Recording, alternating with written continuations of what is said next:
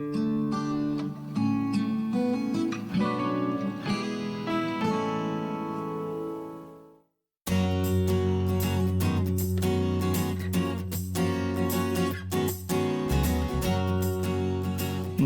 안녕하세요. 날마다 하나님의 일하심을 가까이서 목격하고 이런 몸소 경험하시는 여러분 되시기를 기도하겠습니다. 쉽고도 정확하게, 알차고도 재미있게 하나님의 말씀을 가슴 깊이 새기는 시간, 소문난 성경교실의 저는 장찬영 목사입니다.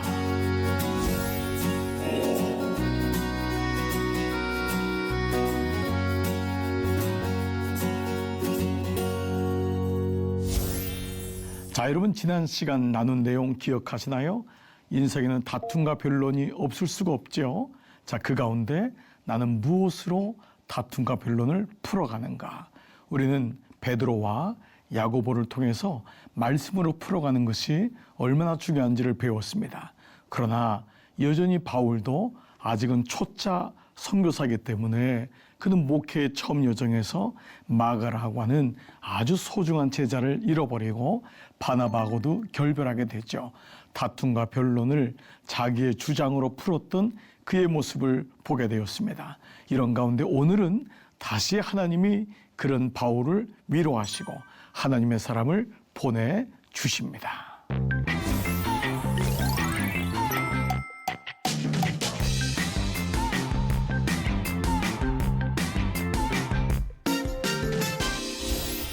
바로 다시 위로하시고 비전을 주시는 하나님. 초대교회의 큰 문제는 해결됐어요.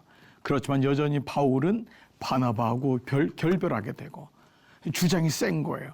아직까지도 바울은 자신의 옛날의 사울을 이 사울에서 나오지 못하는 안타까움을 갖게 되죠.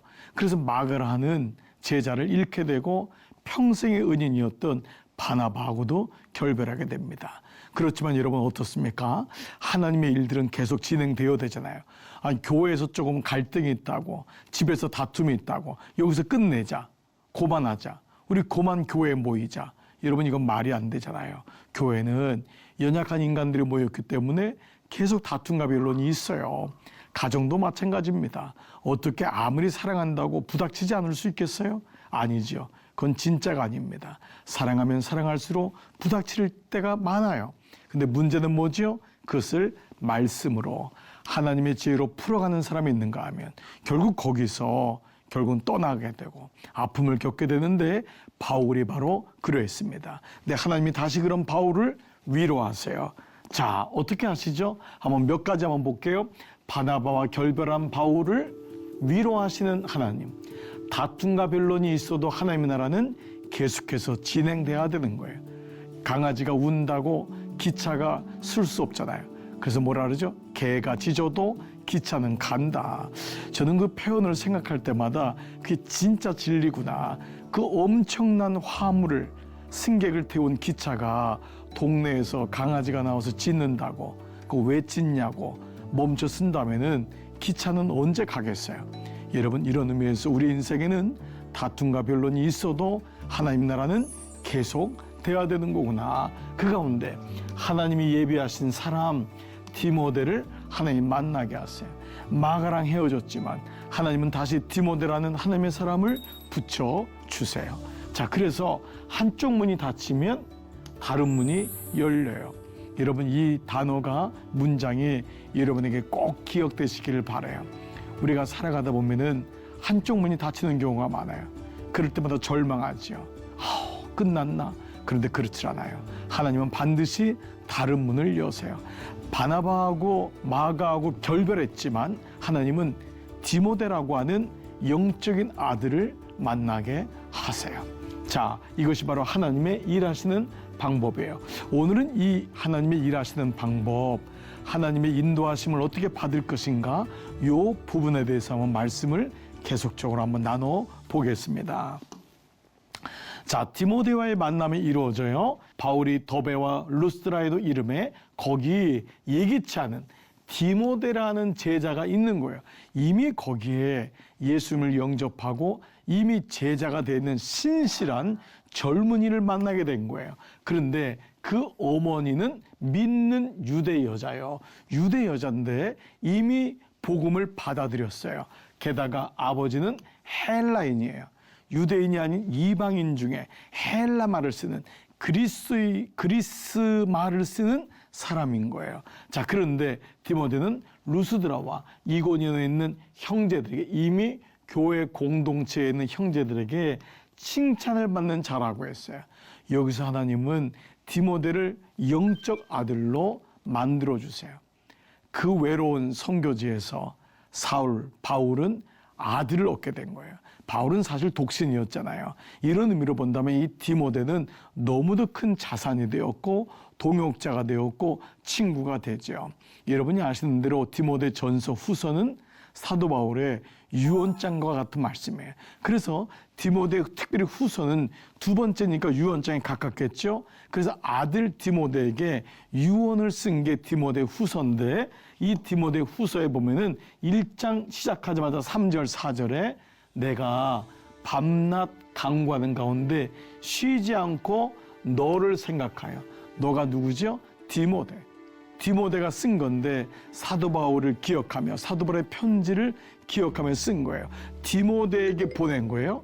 디모데에게 보낸 편지가 디모데 후서인 거예요. 자, 청결한 양심으로 조상적부터 섬겨는 하나님께 감사하고 너의 눈물을 생각하여 너 보기를 원함은 내 기쁨이 가득하게 하려 함이라.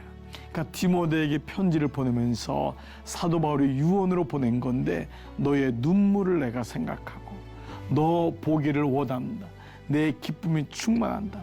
너무너무 보고 싶은 거예요. 여러분, 이런 동역자가 옆에 있다면, 이런 영적 자녀가 옆에 있다면 얼마나 힘이 나겠어요. 그래서 디모데 후서는 모든 목회자에게는 목회 서신 중에 꽃이라고 해요. 여러분도 마찬가지죠. 목회자만, 목사만 목회하는 게 아니거든요. 여러분은 모든 가정에서, 교회 여러 부서에서, 삶의 여러 영역에서 목회하고 있는 거예요. 직장에서 열심히 목회하고, 가정사역하면서 목회하고, 이런 모든 목회 여정에서 이런 디모데 같은 동역자가 있다면 얼마나 좋을까요? 그래서 오늘 첫 번째도 너를 생각하여. 이게 디모데를 향한 바울의 마음이었던 거죠. 자, 그런데 좀 더 볼까요? 디모데에게 있는 믿음의 유산이 있어요. 이는 내 속에 거짓이 없는 믿음이 있구나. 그를 바울은 알았던 거예요. 그런데 이 믿음은 너에게서 나온 것이 아니라 먼저 내 외조모, 외할머니 로이스하고 내 어머니 유니게 속에 있더니 너 속에도 있구나. 그러니까 디모데가 될 수 있었던 것은 그의 외할머니로부터. 그러니까 이 아버지 쪽은 이방인이었다, 헬라인이었단 말이에요. 물론 나중에 예수님을 믿었겠지만 어머니로부터 먼저 믿음이 들어왔던 거예요. 그러니까 여러분, 어머니 우리들의 어머니. 믿음이란 게 얼마나 소중한지 모르는 거예요. 디모데가 있기까지는 어머니 바로 유니게의 눈물과 외할머니 로이스의 눈물이 있었구나라는 것을 보게 됩니다. 이걸 가리켜서 믿음의 계보, 구원의 계보가 흘러간다라고 하는 것이죠. 여러분, 기도는 절대 사라지지 않습니다. 눈물의 기도는 땅에 떨어지지 않아요. 그래서 오죽했으면 다윗도 내 눈물을 눈물병에 담으소서. 주님이 안다고 했던 거예요. 그리고 요한계시록에도 절대 기도는 땅에 떨어지지 않는다. 여러분, 이런 모든 말씀들은 디모데가 하루아침에 된 것이 아니구나 라는 것을 알게 됩니다. 오늘 방송을 듣는 혹시 할머니들이 계십니까? 어머니들이 계십니까? 여러분, 여러분의 눈물과 기도로 여러분의 자녀, 손주들이 믿음의 계보를 잊지 않고 디모데 같은 하나님의 사람이 될 줄 믿습니다. 여러분, 많이 우시기 바랍니다. 많이 우세요. 그들의 구원을 향해 누군가 우는 자가 있어야 되는 거예요. 바울은 이것을 봤던 거예요. 디모데야, 너를 위해서 많이 울어준 사람이 있구나. 너의 믿음이 너 혼자 힘으로 온 것이 아니다. 바로 너를 위해 중보하고 기도해주는 너의 어머니, 너의 외할머니, 너의 아버지, 너의 할아버지. 여러분, 이런 믿음의 은혜가 있기를 축복합니다. 그런데 또 한번 볼까요? 그런데 바울과 디모데는 어느 정도냐 하면은 그러므로 내가 나의 안수함으로. 여러분 목사는요 간절할 때 안수 기도가 나와요. 그냥 어영부영 그냥 손을 거치는 게 안수가 아니에요. 정말 그 영혼을 더 사랑해주고 싶고 신방 가서 더 마음이 간절하면 안수해주는 마음이 있는데 안수함으로 너 속에 있는 하나님의 은사를 다시 부릴 듯 하게 하기 위하여 너로 생각하게 하노니.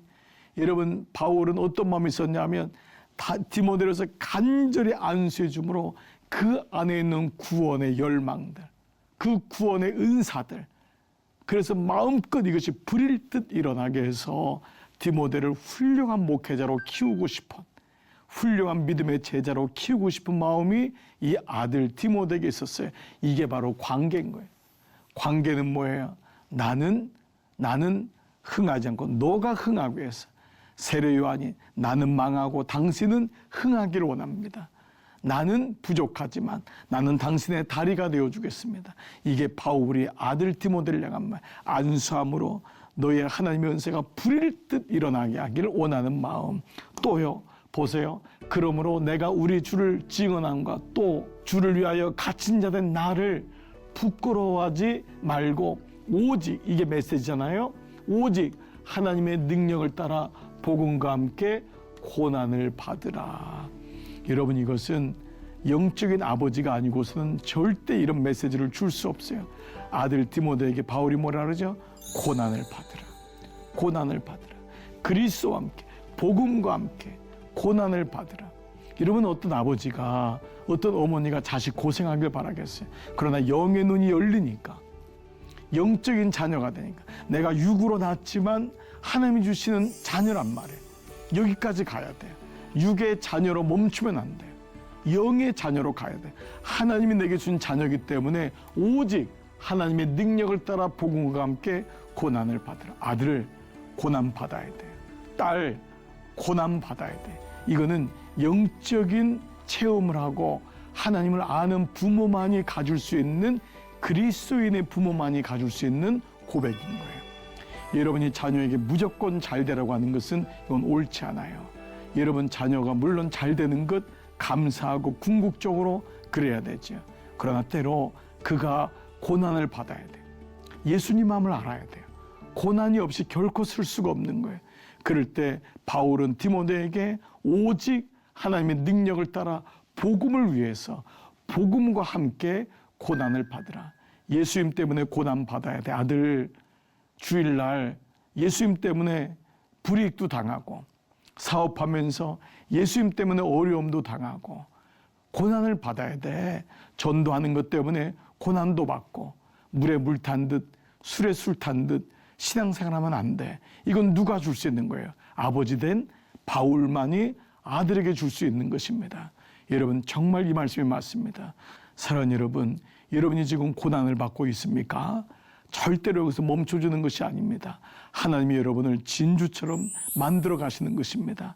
예수님도 고난받았는데 우리가 이 땅에 살아가면서 어떻게 고난 없이 주님의 마음을 알 수가 있을까요? 여러분이 가정적으로 자녀 때문에 건강으로 물질 때문에 고난을 받으시나요? 두려워하지 마세요. 여러분 그 일을 통해서 하나님이 여러분을 만들어 가시고 귀한 디모데 같이 귀하게 쓰실 줄 믿습니다.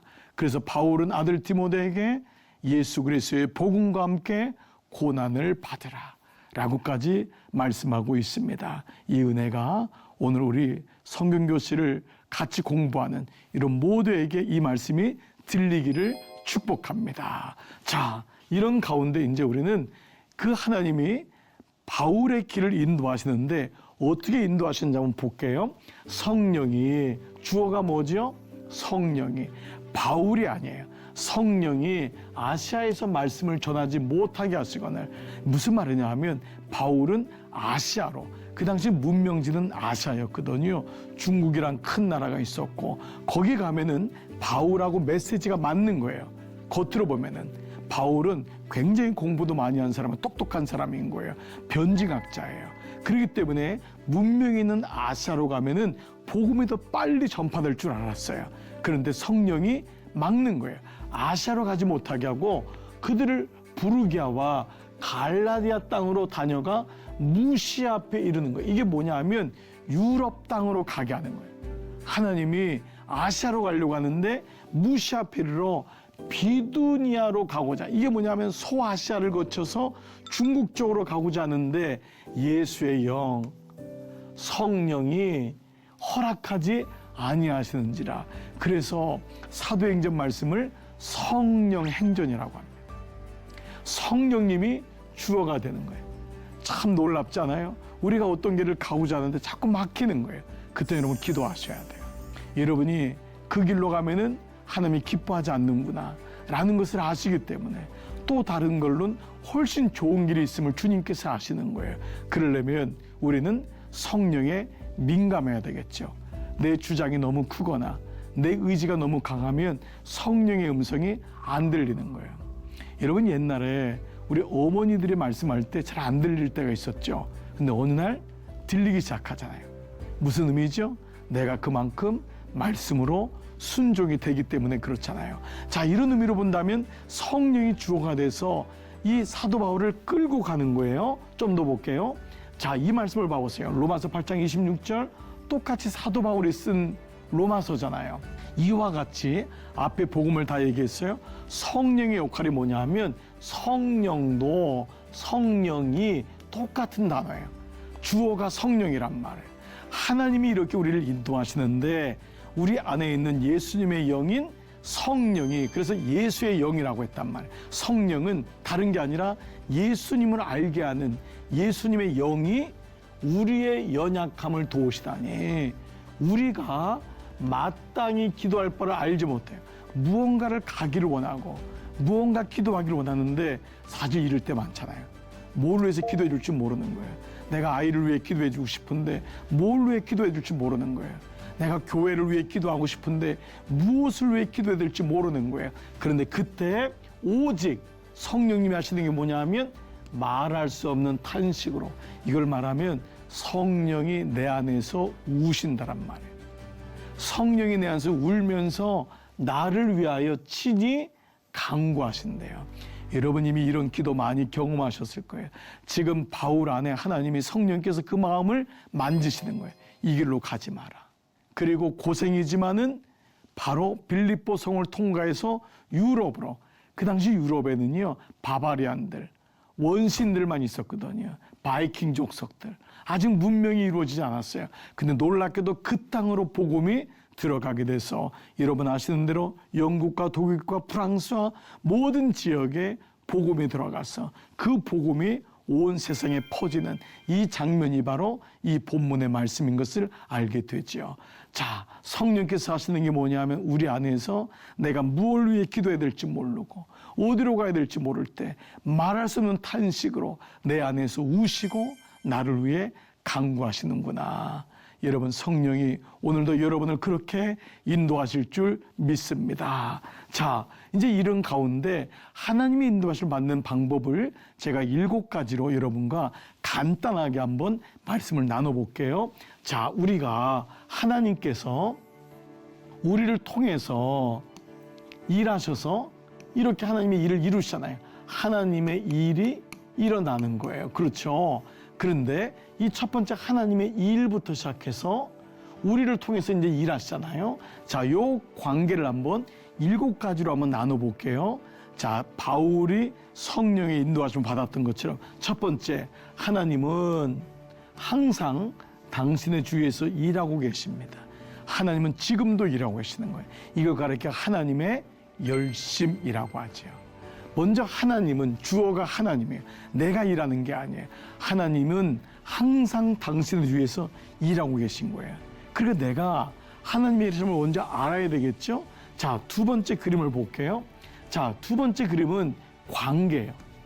자, 이 일직선상으로 이어지는 것이 하나님의 일인데 이것을 이루기 위해서 이런 과정을 통과하는 거예요. 그렇게 해서 여기까지 온단 말이에요. 자, 두 번째, 하나님은 우리 주변에서 일하시는데 하나님은 당신과 실제적이고 개인적이며 지속적인 사랑의 관계를 추구하세요. 즉 하나님이 우리의 문을 두드리시는 거예요. 이걸 가르쳐 틈입하신다라는 단어를 쓰기도 해요. 하나님은 우리 사이에 들어오시길 원하시는 거예요. 교제하기를 원하시는 거예요. 사도 요한은 사귐이라고 단어를 썼어요. 하나님은 우리 주변에서 지금 일하고 있는데 우리에게 불쑥 들어오지 않고 우리와 관계를 맺기를 원하시는 거예요. 이걸 깨달아야 돼요. 실제적이고 개인적이며 지속적인 사랑과 관계를 추구하세요. 주님이 우리를 계속 문을 두드리며 우리와 교제하길 원하세요. 그래서 세 번째가 뭐죠? 초청이네요. 자, 세 번째로 한번 가볼게요. 세 번째는 관계를 이렇게 맺으시고 초청하세요. 그래서 하나님은 주어도 누구예요? 하나님이 하시는 거예요. 당신이 그분의 일에 참여하도록 당신을 초청하세요.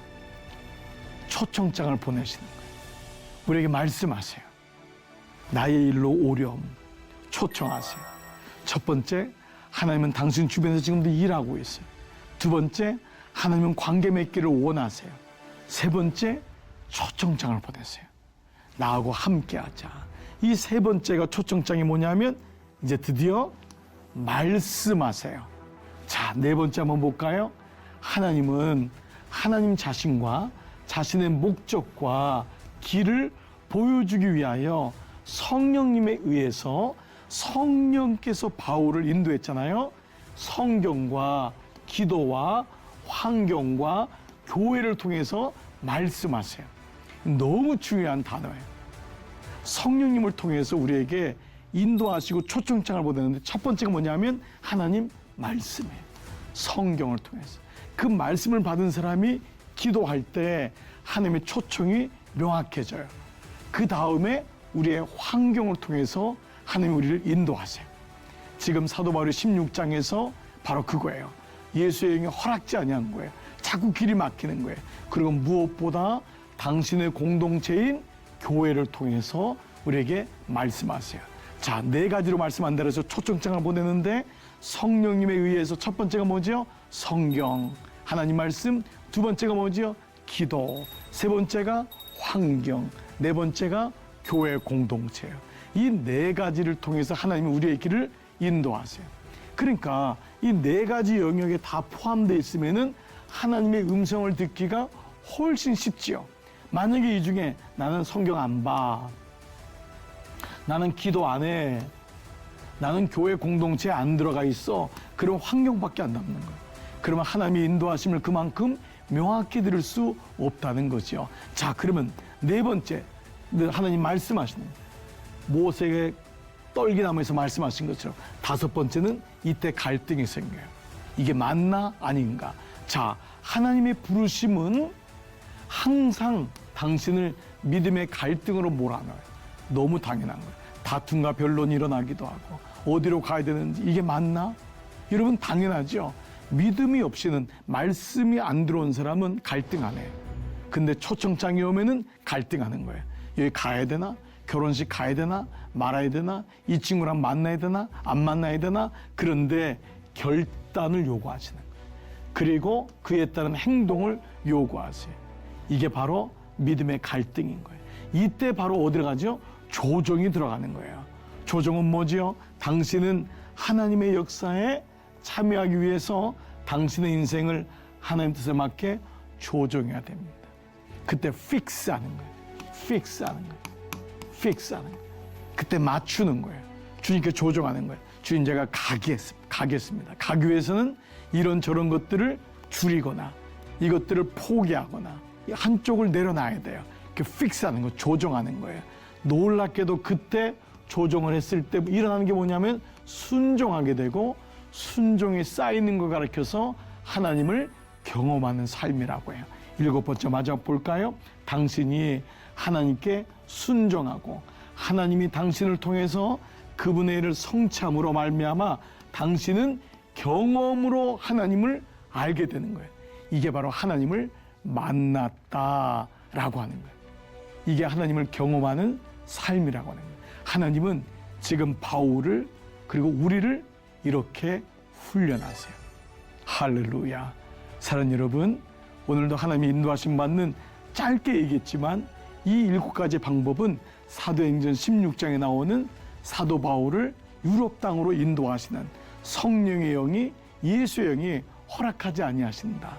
인도하는 방법을 짧지만 명확하게 보여주는 그림을 알 수 있습니다. 하나님이 우리 주변에서 관계와 초청과 말씀하시고 갈등하게 하고 조정하게 하고 마침내 순종과 경험으로 인도하시는 것입니다. 아멘.